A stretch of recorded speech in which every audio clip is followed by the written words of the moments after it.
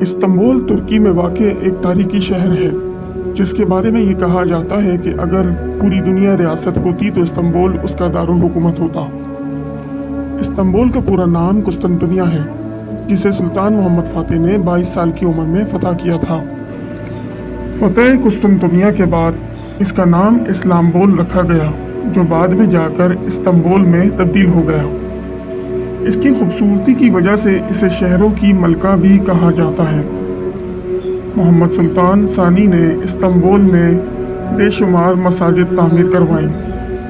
عثمانی دور میں یہ شہر مختلف مذاہب اور ثقافتوں کا مرکز رہا۔ شہر میں ہزاروں ہوٹل اور سیاحتی مقامات موجود ہیں۔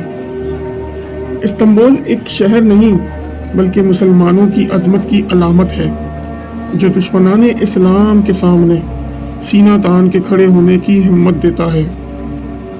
یہ شہر اپنے اندر کئی صدیاں سموئے ہوئے ہے۔ آج بھی استنبول جانے والے سیاح جب ماضی کے ان بڑے بڑے حکمرانوں کی بنائی ہوئی یادگاریں دیکھتے ہیں تو ماضی میں گم ہو جاتے ہیں۔